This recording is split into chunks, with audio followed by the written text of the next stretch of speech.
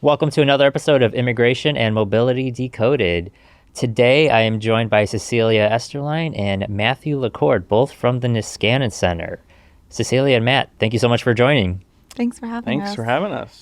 We are doing this in person in Washington, D.C., your home turf, one might say. So excited to meet both of you in person. Cecilia, I know we did that episode last year. I believe you were guest 3 or 4. Oh, wow. Yeah. Early on. And your episode did pretty well, got a lot of traction.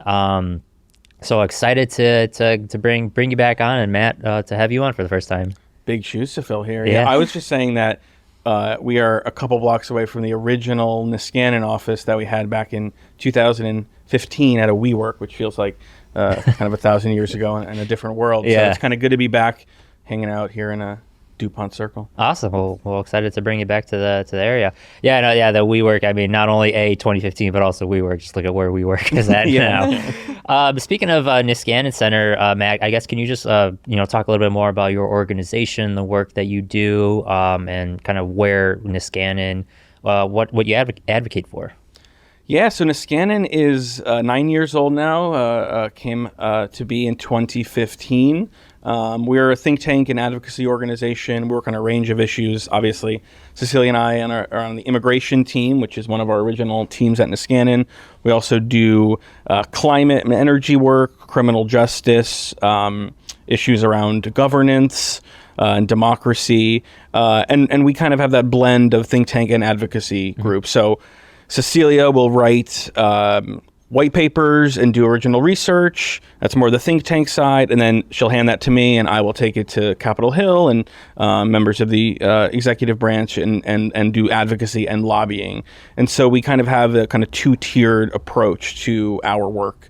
Our organization's about 40 people nowadays and still growing.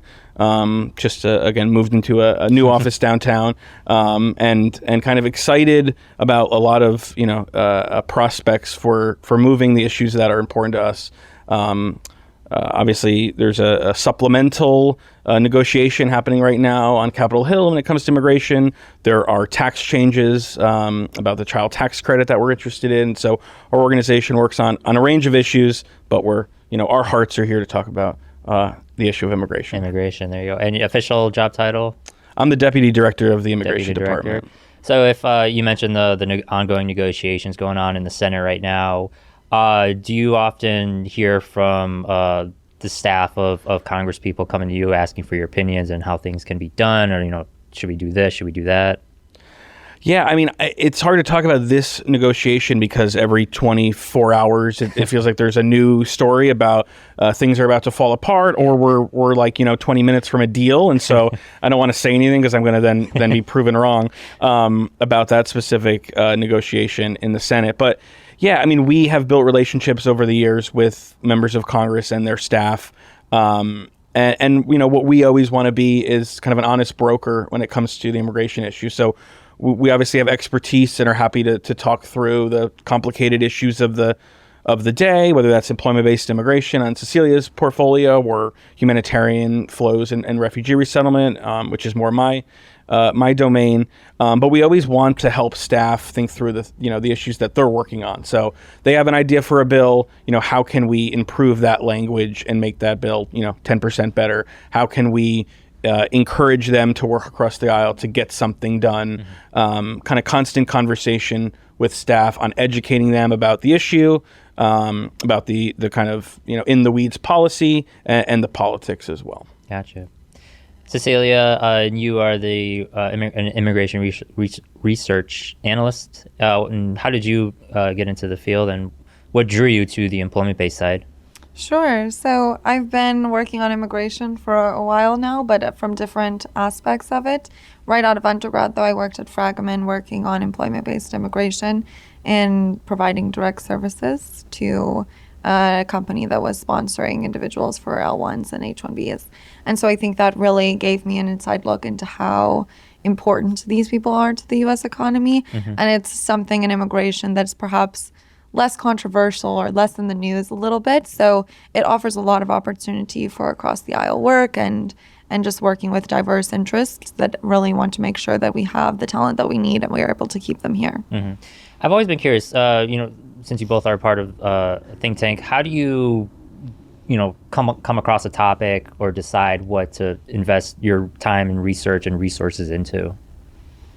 I think there's a few different factors that can go into it. One is a personal interest or something that might draw you to it. If you've had an experience or you talk with someone who's directly affected by a policy that you might be able to look into or find additional information. Another is perhaps it's driven by administrative or legislative interests.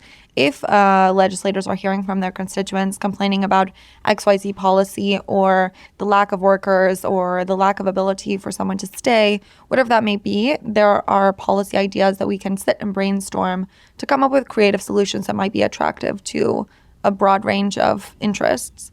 And so I think that it's a little bit of mix where you get to kind of research your own thing, but then also leverage that for strategic conversations with individuals who are interested in making a change and pursuing what they're interested in at this time also. Yeah, I would add that we are still relatively new. There's so many organizations in DC doing immigration work that have been doing it since before Cecilia and I have been born. And we're always interested in finding what is a gap in the advocacy or research landscape. So people are focused on the border, or people are focused on H-1Bs. Like where is there not focus? And then how can we identify opportunities within that? And so I think we've had that mindset since we started, and we still have that. So, an example, a couple of years ago, Cecilia was really interested in Schedule A, which I know we're going to get into. And there just really wasn't work happening on the Schedule A front. People were aware of it, but there wasn't research, and there wasn't kind of advocacy push on Schedule A. We saw that as a gap and sought to kind of plug that gap. And so Cecilia published a research paper, and there's been a lot of work, which we'll get into in this conversation, on Schedule A since that. And so it's always about kind of assessing the advocacy landscape and where are resources not being used, where they could be used, and how can we kind of plug those gaps. Yeah, I feel like some of the topics that we're going to talk about today are, meet that definition where I'm only seeing it from Niskan, I'm not seeing it anywhere else. And to your point, you're not seeing it on the news because you're just not. You're just, like you said, you're just seeing the border and other topics. Cecilia, you've published quite a bit of research in the last few months, a lot of great topics. As part of the Immigration Idea Incubator series, and we'll link all of your research in the show notes. The first one I wanted to talk to both of you about is giving small businesses a special H-1B allocation. Obviously, the H-1B lottery is coming up in March, and we all know the H-1B, only 85,000 visas, 20,000 are set aside for those with advanced degrees. Very, very competitive. I was just talking with a partner from Corporate Immigration Partners, and I believe last year it's like a 10 to 15% chance of being selected. If tech dominated, a lot of STEM occupations are looking to get H-1Bs. Cecilia, you wrote that small businesses, to get back to that, creates 2 out of every 3 new jobs, and they account for 44% of all economic activity in the U.S. But you argue that these businesses aren't reaching their full potential. How so? Yeah, so I think that that's important to understand. When you talk about how tech dominated in the H-1B lottery, a lot of times what you see is that the vast majority of H-1B lottery slots end up going to a very small pool of big companies. And that's great because they are creating jobs, and they obviously need those people because in order to meet the qualifications of the H-1B, they have to demonstrate that there is a need for them. And so I think that's important, and it's not necessarily to take away jobs from those companies, but rather there are these smaller businesses, as you noted, that small businesses are creating, especially new businesses, I will say, new small businesses are creating a lot of new economic opportunities, and they're really important to our innovation as a country and something that we need to be concerned about. And so being able to bring the talent that they need or keep the talent that they need, because often they might need someone who's studied artificial intelligence. We don't exactly have people who studied their master's degree in artificial intelligence 25 years ago, because these are new fields that didn't exist 25 years ago. So making sure that we have the capacity to keep and retain people who are here now, and also to create new visa pathways for the people that they need. That's really important, because if a small business doesn't have the talent that they need, they will have to move elsewhere, and they can move to Canada, they can move to, another location that might have more favorable visa policies for them. A large company, if they don't get all their slots in the H-1B lottery, they have the capacity to move that one person to Canada, for instance, and have them working remotely. But smaller companies don't have the capacity to divide their staff and have someone working from wherever. So I think that's really important that we recognize the value that small businesses are bringing and make sure that we create pathways, if it's not through a new visa pathway, but just acknowledging what we do have is the H-1B, and making sure that we utilize it to the best of its ability. And that is making sure that small businesses are able to have that allocation. Maybe it's not an additional allocation, but similar to the advanced degree exemption, that they would have a similar allocation. So are you saying that in your ideal, if you were in charge, if you could change the H-1B system to help small businesses, what would your ideal scenario look like? Yeah, so I think it's important to create some criteria based on the size and age of the organization, because across the U.S. government, there's not really a particular singular definition of a small business. It kind of depends on the industry and like the type of work that they do. So kind of coming to a conclusion about what a small business is, and maybe putting a restriction on new small businesses that are creating the most jobs, and then being able to set those aside. Maybe it's 10,000, maybe it's 5,000, whatever it is, just creating an exemption to make sure that they're given an opportunity to get the talent that they need. Mm-hmm. Yeah, I think that's a good call out, because I feel like in the U.S., when we think of small businesses, I think we tend to think of them as like mom and pop shops, but they're really always not. I think a small business can be, you can have like 50, 100 employees. Technically, it's a small business. So I think that is an important call out. I guess, Cecilia, can you break down a little bit more why, what small businesses are unable to do versus the larger companies, the larger tech companies you mentioned?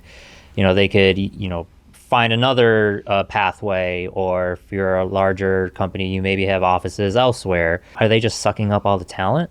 Yeah, so small businesses, they play a specific role in the U.S. economy, of course, but I think it's also important to note what they have in terms of business capacity. So one person out of an employment staff of 1,000 people, if you have to move them to Canada or you can't get them here immediately, likely the 1 out of 1,000 is not creating the same amount of your business that one person out of a staff of 10 would be doing. So if you are not able to access 10% of your staff because you are only 10 people in your organization and you cannot get the H-1B for the one person that you need, that's a much bigger blow to the organization than someone who has 1,000, 10,000 employees. So of course, the small businesses are, open to the same opportunities in terms of moving to Canada or other competitors that are eager to take in our talent. But for smaller staffs, that can be much more detrimental and can interrupt business continuity much more. So I think it's really important to recognize that there are limitations to what these organizations can do if they don't have the people that they need, the expertise that they need, and they will find it elsewhere. And we see that again and again, and that people will go where they need to go in order to get the talent that they need and the expertise that they need. And if they are fueling the innovation of this country, they're creating so many patents, they're creating so many new jobs. If they are not able to do that here, they will end up doing that elsewhere. And I think it's an important message to understand in terms of our future and who we want to compete with. Definitely. Matthew, do you think there's an appetite on the Hill in the administration, current or future, to modify the H-1B to help small businesses and or other industries or areas of the economy? Yeah, I think there's always interest in small business, right? If you go to the Hill, small businesses have a pretty high approval rating, right? Nobody wants to be someone who stands against small business. We did just see, and Niskanen submitted comment on H-1B, the new H-1B rules, which we can get into. Congress has never shown a ton of interest in engaging on the H-1B. There's a couple bills that are introduced every year, but this really seems like it is in the domain of the administration. And the answer I'm going to give on almost every immigration question is kind of where we started, which is like the focus is always on the border. And I think there's a lot of interest amongst a lot of people to think about legal immigration in many different ways. And that is a secondary conversation to the first conversation, which is the border. And I think that we can make the best policy case in the world. And I think that there is a great policy case for, revamping and modernizing a lot of our immigration system. And, in a world of political realities, like the border is just always going to come first. And so assuming we have a border conversation and are able to kind of strike something in a bipartisan way, I do think that there's a lot of interest in taking our immigration laws from the 1965 or 1990 and updating them to today. But we can never really get over that political concern, which is address the border and then move on to the rest of the system. Yeah. As a potential optimist, it almost seems like if and when that border deal, bipartisan deal, is struck, then hopefully we can move on to tackle something in the legal side. Yeah, but you never know. Yeah, I mean, what we're always saying to folks is like trying to get ready for a window that can open up, and you never know when that can happen. That could be in the aftermath of a border deal, or there was a lot of engagement on immigration issues during COVID. There was a huge bipartisan bill in the House and Senate on recapturing unused visas that then would go to doctors and nurses. This was a bipartisan effort, and that didn't exist before COVID. This notion of the notion of recapturing existed, but to have a bipartisan level of support that we had was new. And I think we spend a lot of time on the Hill and talk to a lot of members who are really interested in the Conrad 30 program, which is something that we've done a lot of work on. And this is healthcare.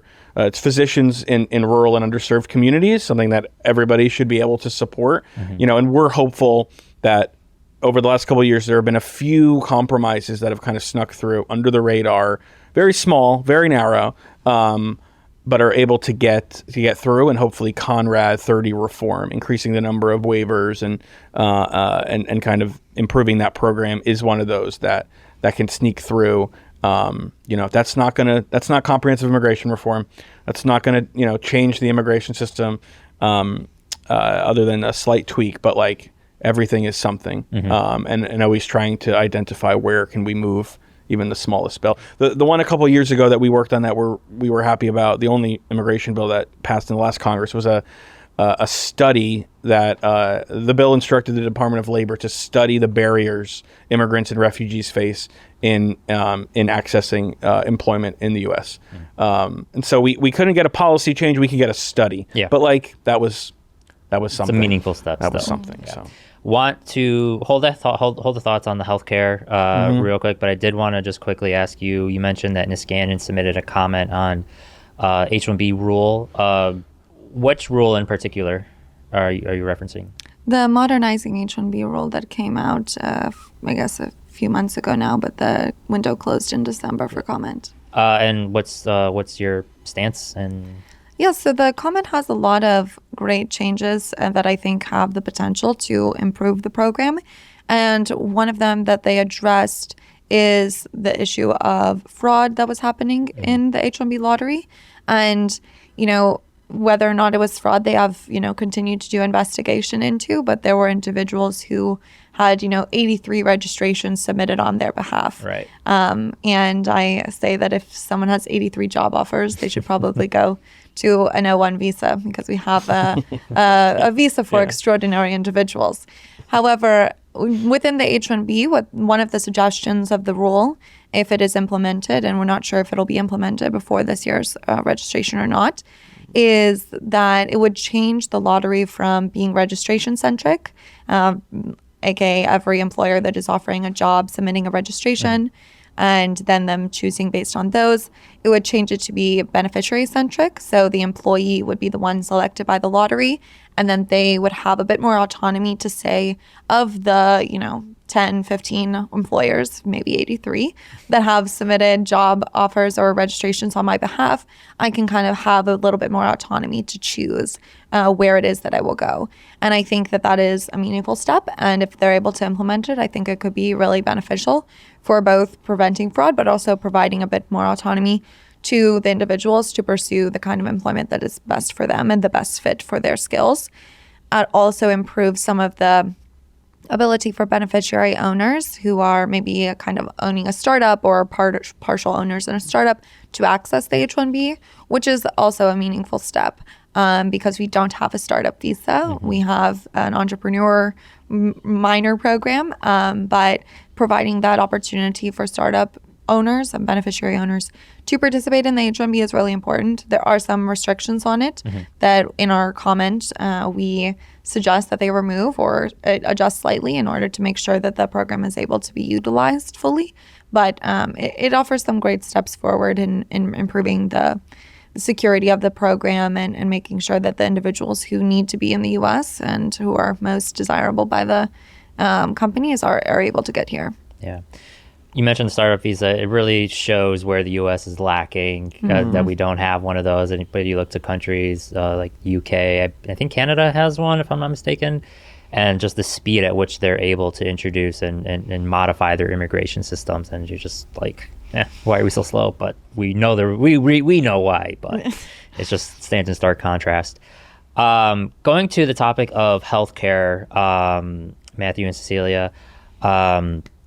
Cecilia, you wrote on the crisis of care work in particular, but I think we can zoom out to talk about healthcare, as well. As of June 2022, 60% of nursing homes were limiting new patients due to staffing shortages.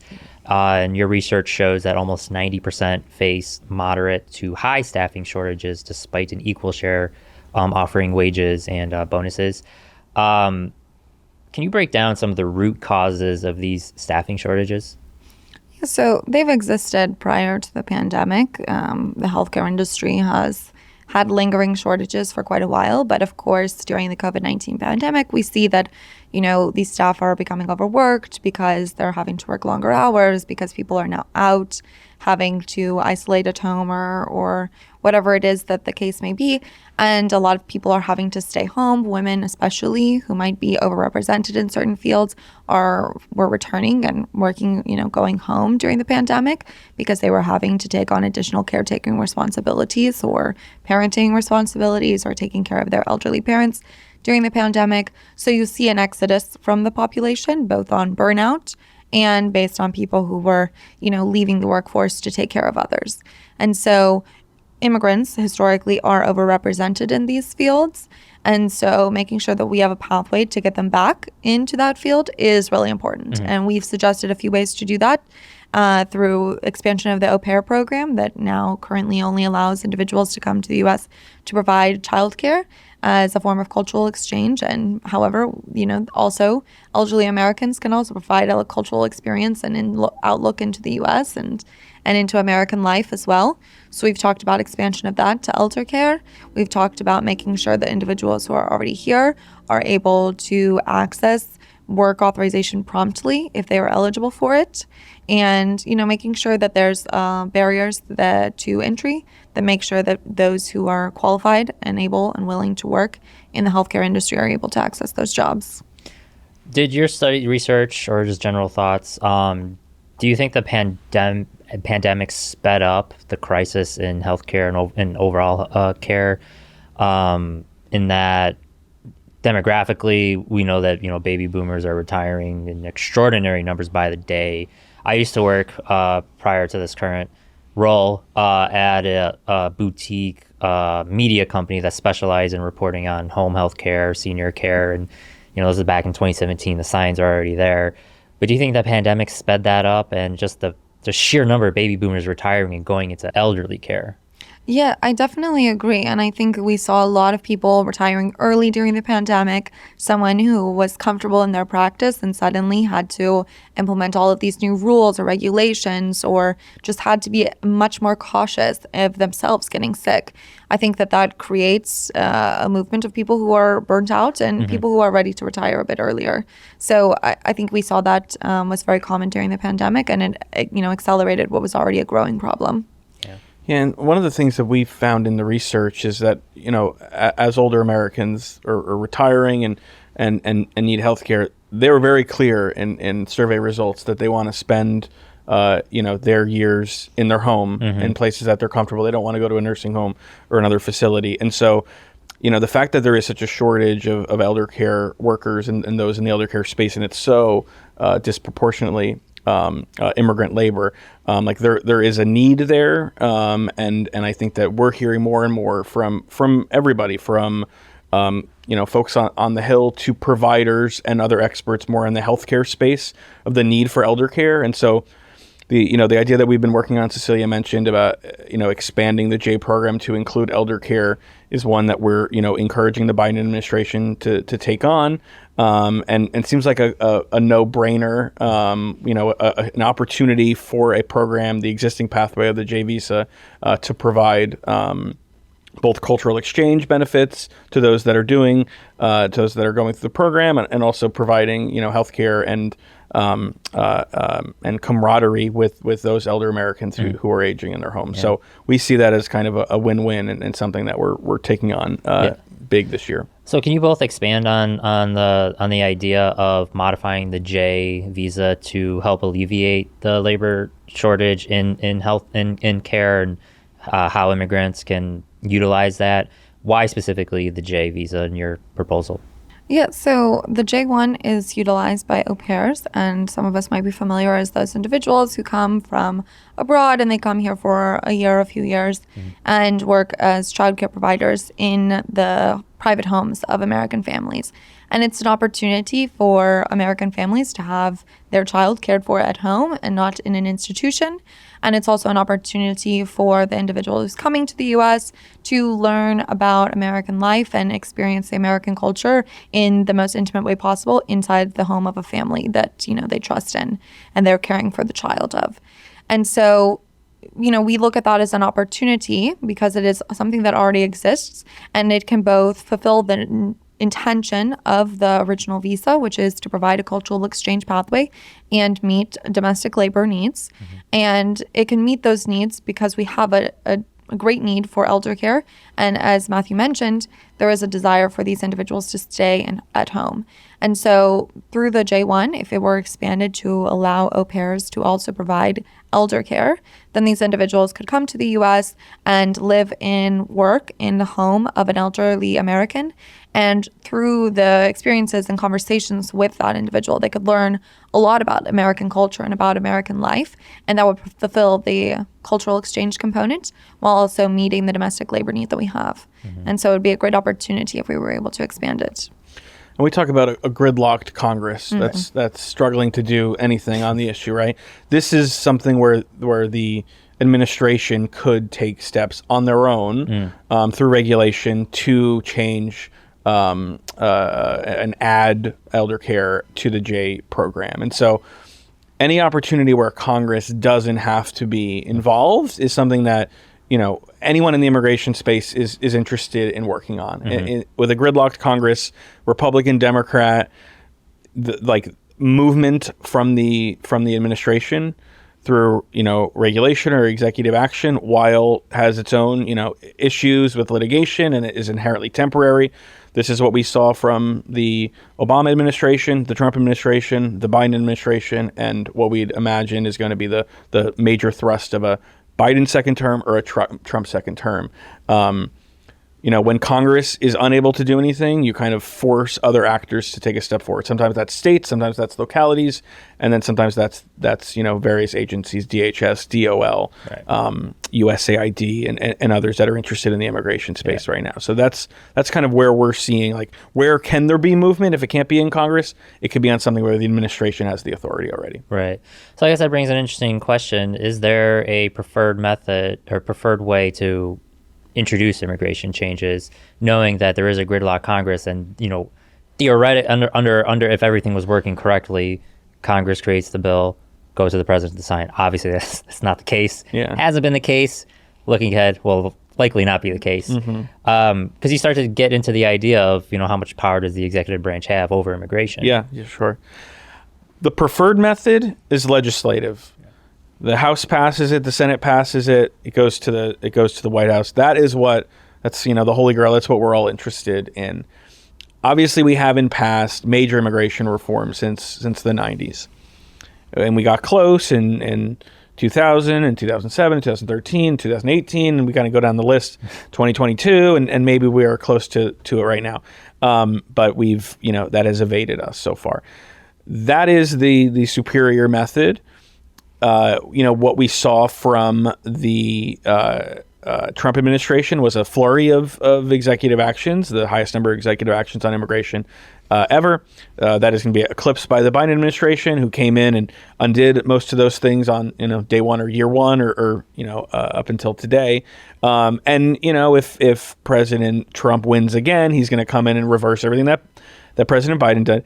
And so we get into this. It's almost like a tick for tat. Yeah. We're stuck in this cycle where everything is temporary. There's just mass uncertainty in what practitioners and immigrants are facing when it comes to what are the programs and policies that are in place. It's no way to run an immigration system, but that is what we're left with given a gridlocked Congress. And so that is one of the reasons we are we put a lot of effort in trying to work on Capitol Hill, because really getting something through in a bipartisan way is the only way to make the kind of generational lasting change, to modernize all of these systems and all these programs, to add a startup visa, to do all these things that we're interested in. Without that, we kind of have these reinterpretations of existing authorities, and we have these new ideas, and we have litigation that is ongoing. I mean, we are, we're still in the midst of DACA litigation. DACA, which comes out of the Obama administration after Congress failed to do something on immigration, and then the Trump administration got rid of DACA, and it's been litigated ever since. We expect, I'm not a lawyer, and I won't speak for the lawyers on our team, but we expect that to come in front of the Supreme Court for next year. And I think you talk to people and say that, oh yeah, DACA could be overturned by the Supreme Court, and people are like, again, still, DACA is now celebrated 11 years. 20, yeah, I think so, yeah. And it could be overturned next year, and so this is no way to run an immigration system, and Congress needs to kind of get its act together and pass something. So the lack of action from Congress, how is that impacting the healthcare industry as a whole? Yeah, I think that there was a lot of peak interest during COVID, and people started to think about Congress could act on immigration, and that could help the healthcare industry. And it's not that they did nothing, but there's still a lot to be done. But I think that healthcare provides a unique opportunity right now. It's still something that garners a lot of bipartisan support. And so we do go to the Hill and talk about healthcare as an avenue for legislative action.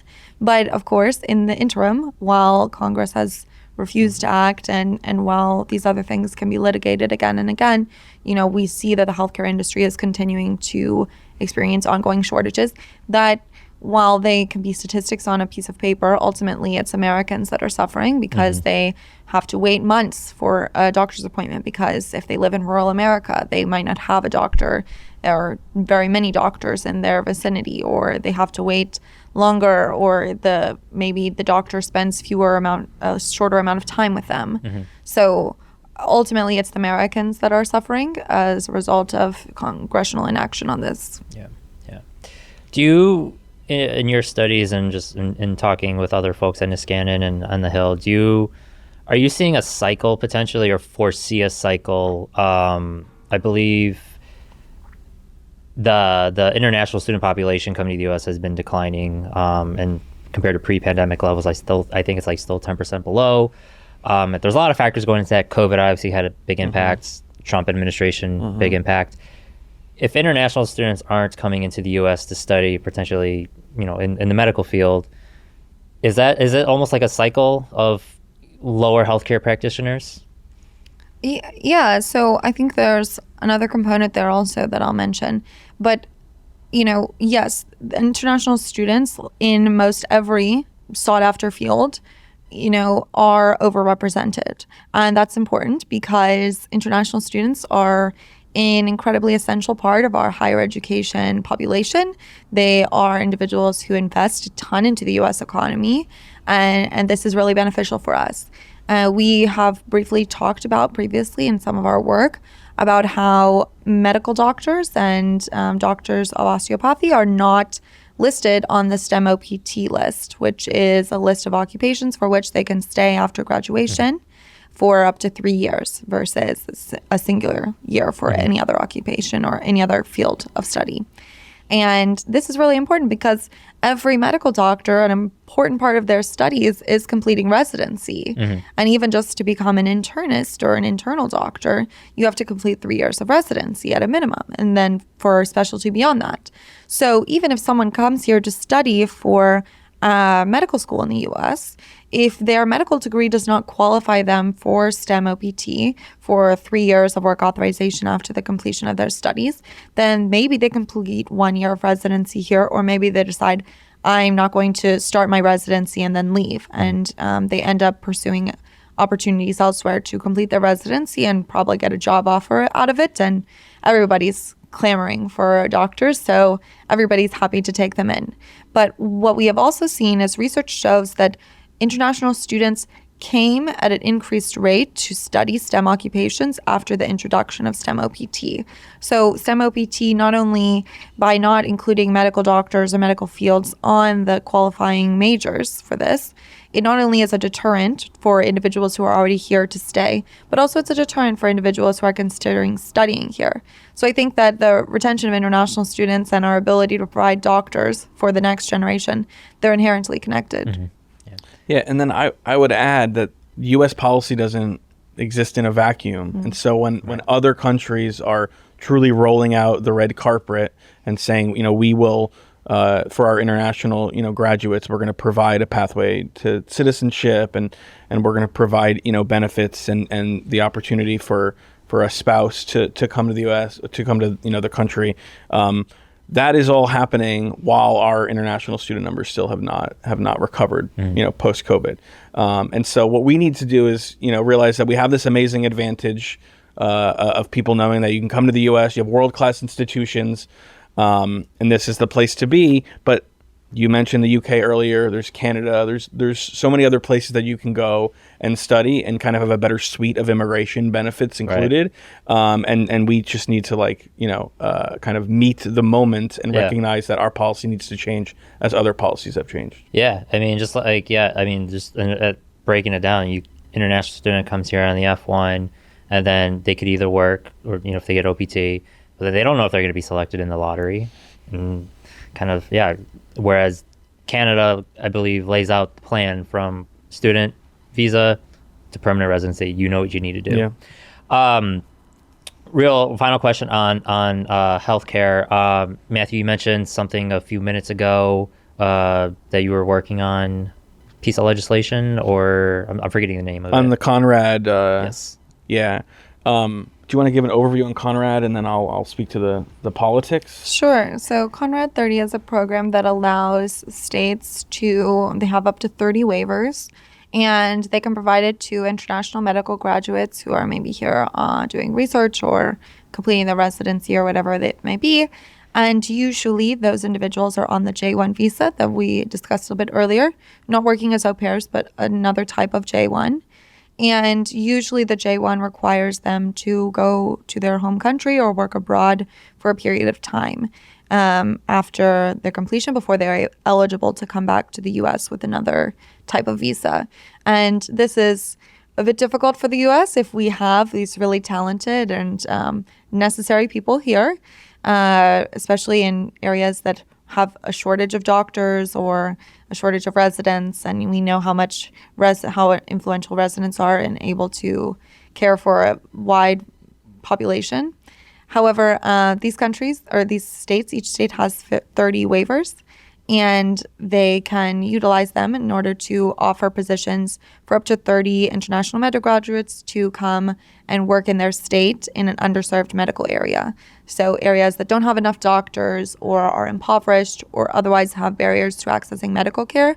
Each state can offer 30 international medical graduates the ability to come to their state and waive their requirement to leave the country. And so this is really beneficial for the U.S. They go specifically to the places that need them most, and we are able to keep them here. And we've had great success through the program, even though it's small, only 30 per state, like I mentioned. But it's been really beneficial in terms of patient outcomes in the areas that really need it most. Yeah, and so we've seen a kind of dramatic rise, really post-COVID, in interest around reforming Conrad 30 and ultimately enhancing the program. And so there are two bills, both bipartisan, that are kind of building in support on the Hill right now. One increases the cap and then creates kind of an escalator to increase the cap in the coming years. And then one allows states to recapture Conrad slots of the 30 that Cecilia mentioned in previous years and kind of roll them forward to preserve their ability as a specific state to welcome or to keep that talent there. And so this is one of those bills that, again, this is one piece of the J program, which is one piece of the larger visa system. It's 30 per state. It's pretty small, but something that there's real interest in. There is like a clear policy case for why this is helpful. There is great Republican and Democratic support, and also support from members in states that are not normally engaged on immigration. Those are members in more rural states or states that have larger kind of represented communities. And so we see this as an opportunity in a challenging congressional environment to maybe move something small. And there's a lot of amazing partners and colleagues working on this issue and trying to get this over the finish line. And that would be a huge step forward for the J program, for the Conrad 30 program specifically. And, honestly, we're thinking about people all across the U.S. in rural and underserved communities that have the chance to see a doctor faster than they would. And that's just a win for everybody. Yeah. So trying to get this over the finish line is a big priority and something that I think I've been rather pessimistic this entire podcast, but there's some level of optimism in trying to move this bill, by the end of the year. Awesome. I was just going to say, what do you think? Do you think we'll see any movement? Well, what I always say is if you're betting on an immigration reform, you'd make a lot of money if you've been betting against it for the last 40 years. So I would say if you're putting money up, bet against it. But there's a path forward to moving on these narrow kind of tweaks to various programs, and this is one that definitely falls under that category. Gotcha. Wanted to shift to another slice of the larger immigration system. Back in the fall, Matt, you authored, as part of the Immigration Idea Incubator series, about the temporary protected status. Let applicants apply for TPS and work authorizations in one form. Your research shows that in the 2023 Citizenship and Immigration Services Ombudsman Annual Reports, what a mouthful. Yeah, it is. Devoted an entire section to the TPS program, of which 16 countries currently belong and about 700,000 beneficiaries. Super quickly, Matt, what is the TPS program and how does it fit into the larger U.S. immigration system? Yeah, sure. So TPS, temporary protected status, is a status given to those in the U.S. whose home countries, the conditions in their home countries are untenable. So this is a war has broken out. There is a hurricane. There is a drought. There is some sort of armed conflict. If you are in the U.S. and you would need to return back to your home country and you're returning to a war, we have the TPS program to prevent you from doing that. Obviously, we don't expect you to do that, and so you're able to have TPS, which is a 2-year program, and it can be you can reapply for that program every 2 years. This is the height of the TPS program. You mentioned 16 countries. I think we're still there. We might have added one since then. 700,000 people. It is the largest the program's ever been, and obviously the people from TPS, we're talking about Afghanistan, Ukraine, Syria. There's a large number of countries that are, in the midst of conflict and crisis. And so our program has expanded to cover those folks. The Ombudsman, which is an interesting office within the federal government, that does two things. The Ombudsman's office, every time I say that, it's a mouthful. They should change the name, but also people. Well, when I was younger, I used to think Ombudsman referred to something different that I will not say. Yeah, okay. I'm sure both of you know. So, but when I got older, I was like, oh wait, it's actually like an important thing. So the Ombudsman will represent and help those who are in the immigration system who, for whatever reason, they haven't had their case heard in a kind of absurd amount of time. They're dealing with process concerns. Their file was lost. They will help with these kind of extreme cases. And then they have a policy shop, and every year they put out a report somewhat influenced by their kind of, direct work with immigrants and other agencies.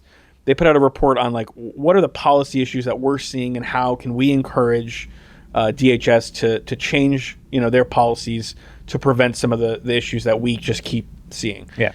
So they dedicated a whole section to TPS, largely because the program is at its height, and the administration and USCIS is processing more TPS applications than ever before.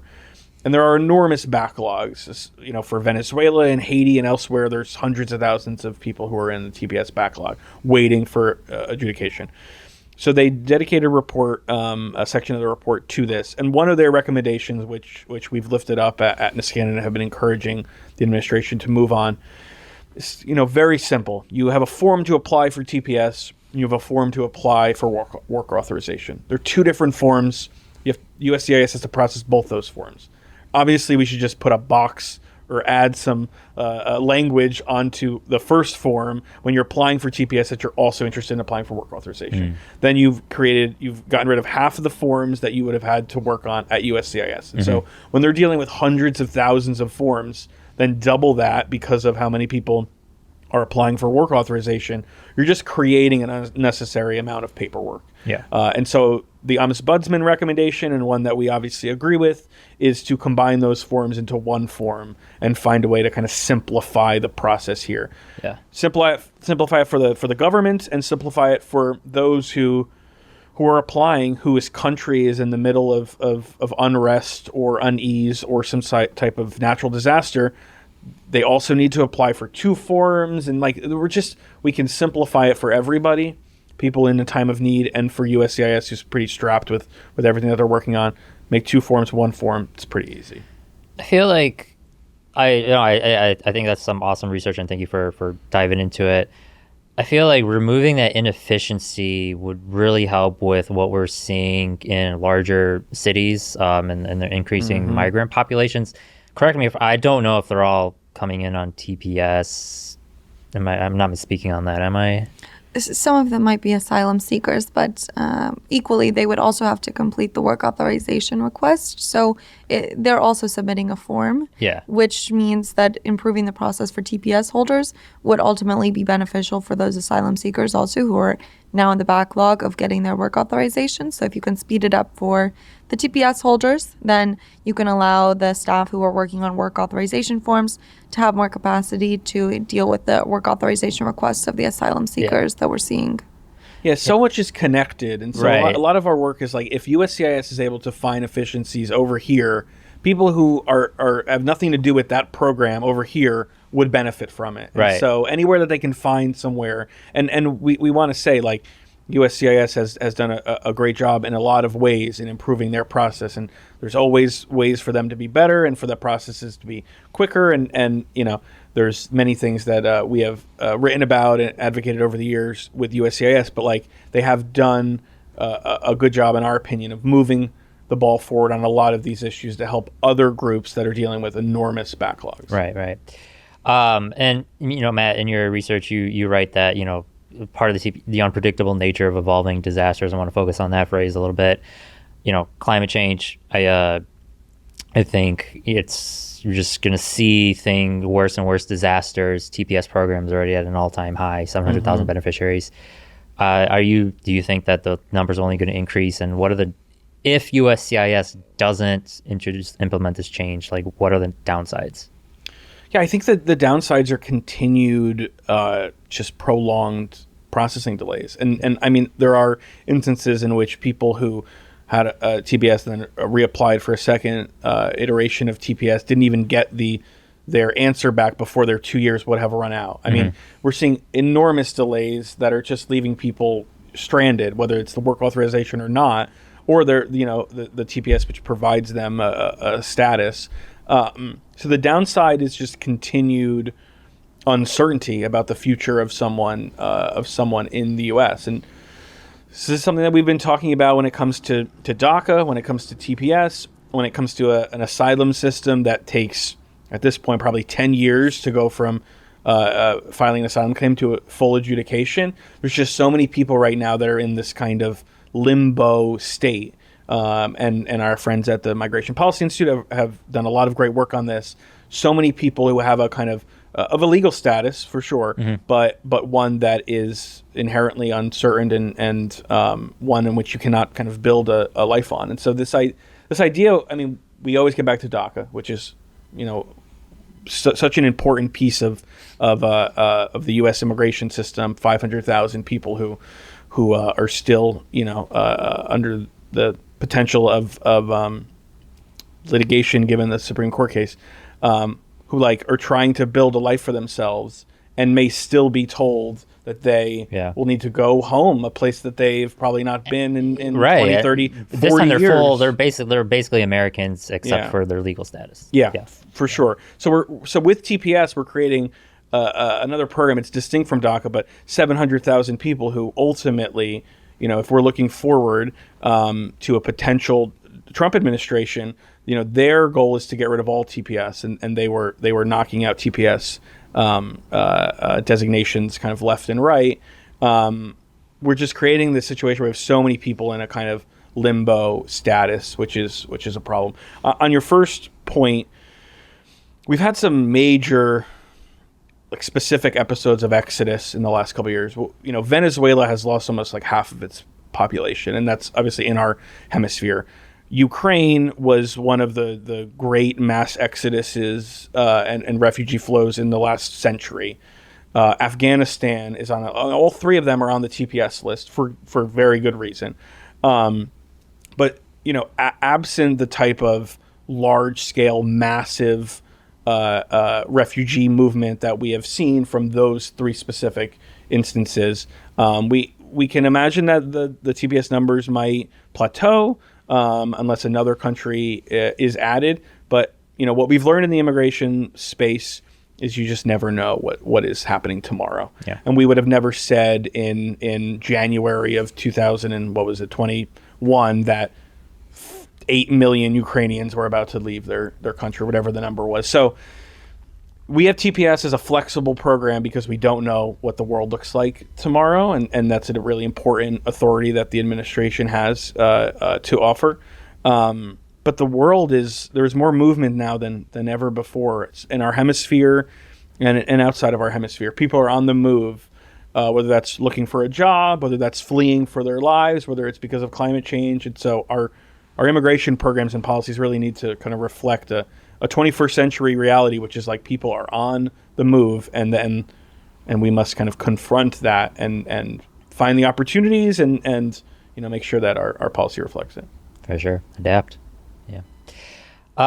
Well, as we look to kind of wrap things up, wanted to give the floor to Cecilia and Matt, just so you guys can, kind of wrap up 2023. We are still in the first month of 2024 when we're recording this. So yeah, I just wanted to kind of open up the floor for a 2023 wrap up. You mentioned the H-1B final rule comment, but what else happened in the employment-based immigration world, or just immigration in general, that you think listeners should know about if they're not, following?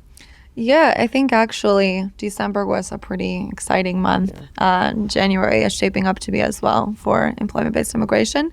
And I will just highlight a few things. Like you mentioned, the H-1B rule closed. And so I think we'll see the outcome of that anytime over the next several months to see if any of that gets implemented. But we also had the extension of the visa interview waivers, which were really important. These are interview waivers that for individuals who have had certain types of visas before, they could opt out of an interview at the consulates, which, we're not too far from the time which a lot of consulates were having 999-day waits.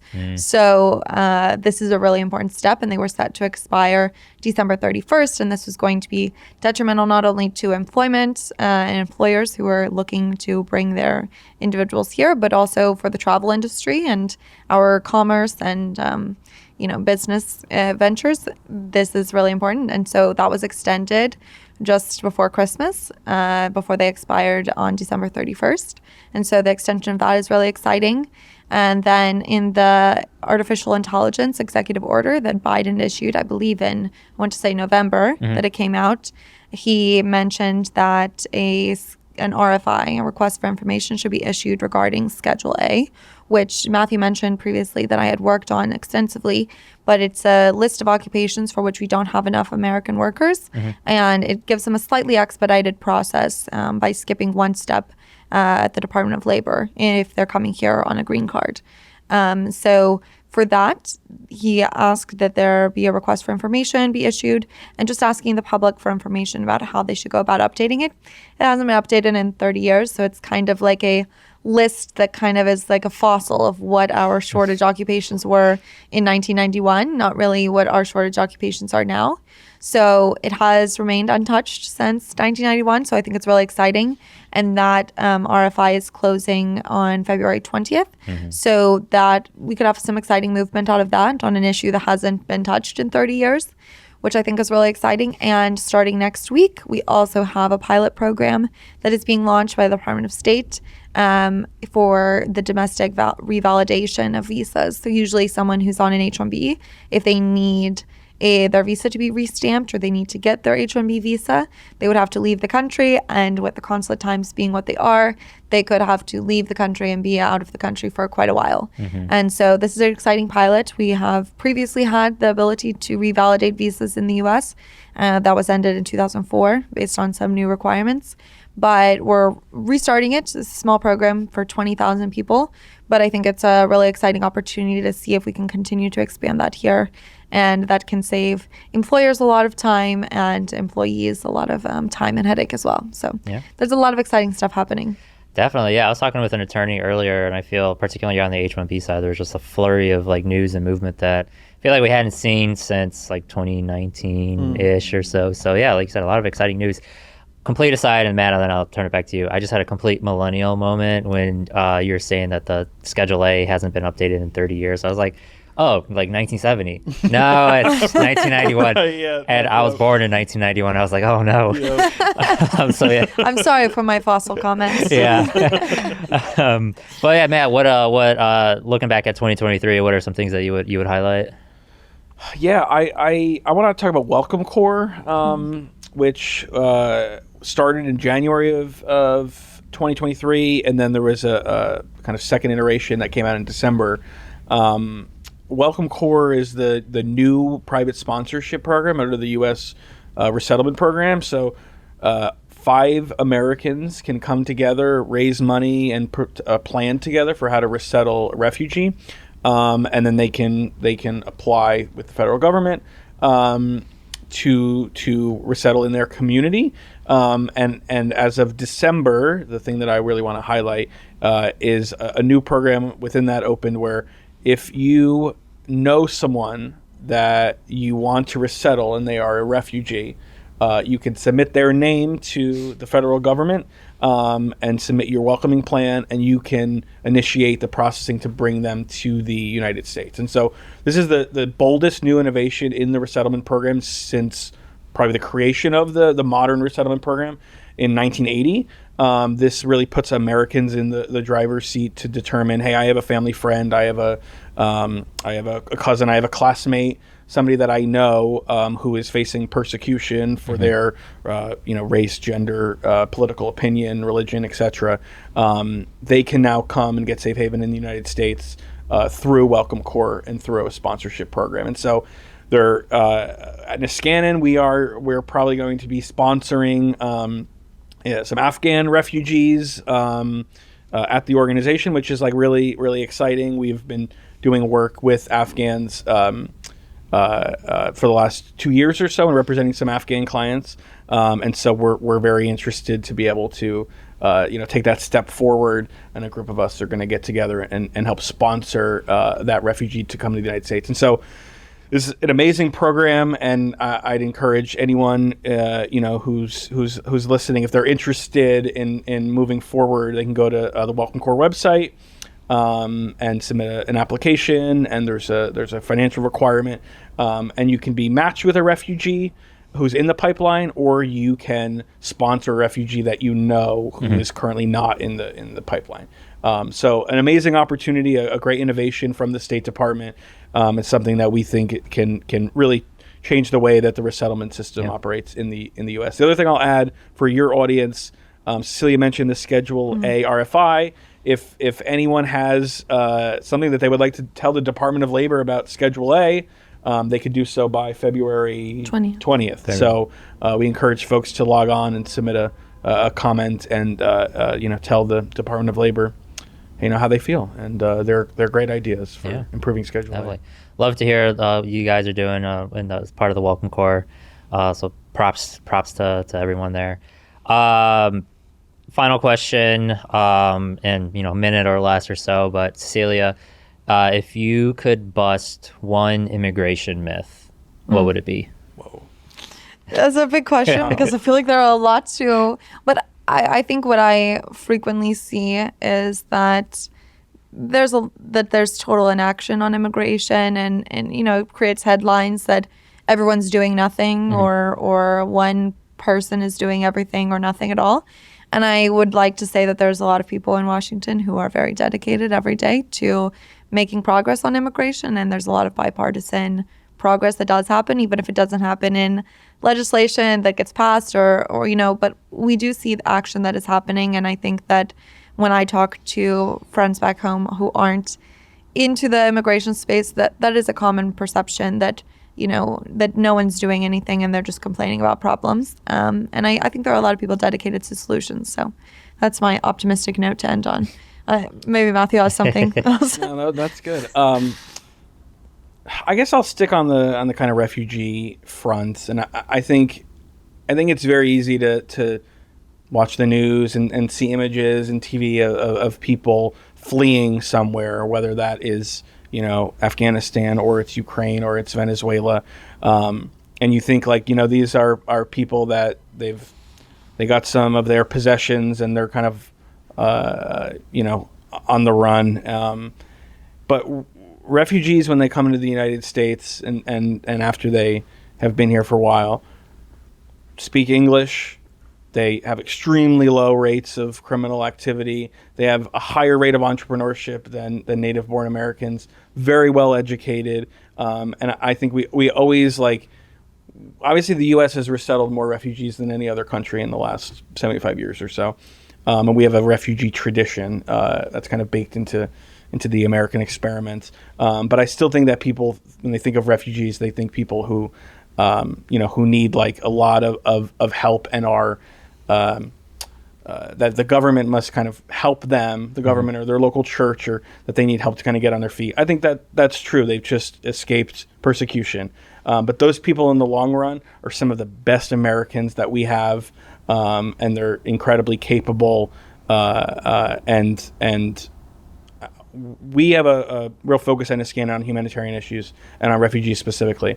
But I'd like to kind of dispel notions of refugees not being contributors to our country when they are amazing Americans, and they are not only our neighbors but people who are helping our economy move forward and making some of the most delicious food around. For sure. Final question. What's ahead for Niskanen in 2024? Obviously, we have an election year later in November, but between now and then, or even towards the end of the year, what's on your guys' plate?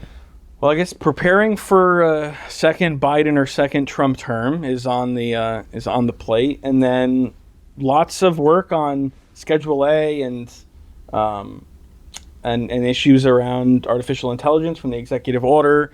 lots of engagement on the Hill, and just keep moving the ball forward and getting ready for whatever wildness comes from the new Congress and the potentially new president in 2025. Well, Matthew and Cecilia, thank you so much for joining us on this episode of Immigration and Mobility Decoded. It's been great chatting in person with both of you. Looking forward to continuing this friendship, and we'll chat more. Thank you so much.